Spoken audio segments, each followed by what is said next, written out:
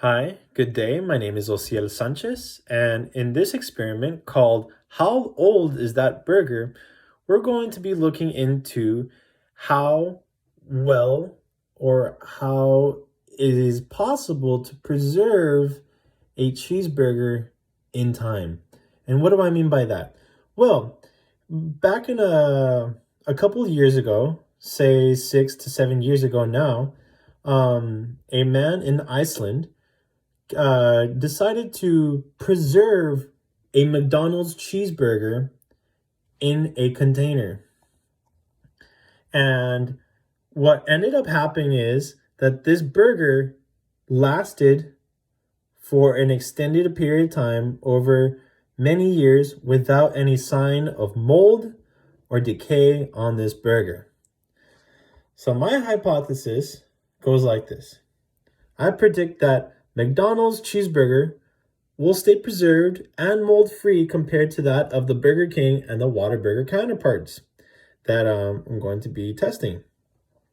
So according to a news report that was later discussed, McDonald's stated that due to the lack of moisture and due to the lack of any other atmospheric interference, it was possible for that burger to be preserved. This burger was preserved in a jar, airtight, and with an accompanying of fries and a chicken nugget. There was no sign of decay and no sign of mold, so I wanted to recreate this experiment. The variables. So the independent variable will be the different burgers I will be testing. So a McDonald's burger, a Burger King burger, and a Whataburger burger. The reason why I chose these different ones is because they're all fast food franchises, and hopefully we'll get similar to different results. The dependent variable is the amount of mold or decomposition a burger has reached at the end of the experiment. So predicting that if it does or it does not grow any mold. The control will be the items used in this experiment. So the mason jars, I've collected 16-ounce mason jars that are all the same, all clean, and all have been washed. And each burger will be placed nearly close to the same time after I opened up the wrapper. These burgers will be cut in half and placed inside these mason jars, dated and labeled by their respective name. Now, a variable that it was hard to control is the amount of moisture that it is exposed to. And this will lead to a very unexpected results. So I just went over the procedures, and I will want to reiterate on that. After cutting and placing the burgers inside the jar, I make sure to seal them very tight, so there's no other exposure of air that goes into these burgers. And with the camera, I took a before photo.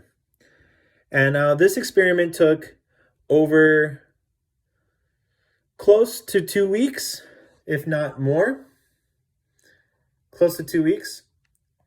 And my first observation, when I took a look at all of these burgers, I noticed that Burger A and Burger B, Burger A being the Burger King burger, and Burger B being the McDonald's burger, they showed significant amount of moisture trapped inside the container.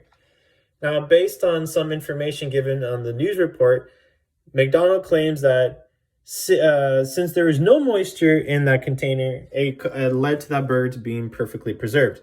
However, I don't know what is going to happen in the end of this experiment because of the slight moisture. Now, the Whataburger burger had no moisture. And now this is going to be a significant discovery later at the end of this experiment. So the results for the Burger King burger. This is where it gets very interesting. The Burger King burger, on the second observation, did not show any signs of mold. This observation was taken 10 days after the initial placement of the burger inside the jar. There was no mold or no sign of decay. In the third and final observation, there was still no mold and no sign of decay. Burger B, the McDonald's burger. After the first initial 10 days of the observation, the McDonald's burger, showed significant amount of mold. And on the third observation, it continued to grow more mold. And this results were very interesting. I was expecting the McDonald's burger to show no mold. The Whataburger burger, which actually had the most optimal situations to be perfectly preserved, still grew mold, but a different color of mold. Not unlike the McDonald's burger. McDonald's burger had a black-green mold. The Whataburger burger showed a white mold on it. Now, for the final results, it is very strange to see that all these burgers had different conditions, despite me trying to have share the same conditions between each other. The Burger King burger, Burger A, had moisture, but no mold, no decay. McDonald's burger, the fabled everlasting burger, grew decay. The Whataburger burger, the underdog, did not meet any expectations, and it grew decay. So for my conclusion, it is very interesting to see what the outcome was. It was very intriguing to see that these burgers, having certain expectations for them, did not meet my expectations. The underdog, the Burger King burger, out of nowhere, still has no mold, no decay on it as of right now, as I'm recording this audio, which is another 2 days after the end of the experiment. The other two burgers, McDonald's and Whataburger, continued to grow decay. What I would change differently at the end, if I were to conduct this experiment, was a difference in exposure. Try to get these burgers with little atmospheric exposure as possible, quickly placed inside a jar, possibly the moment I would purchase it.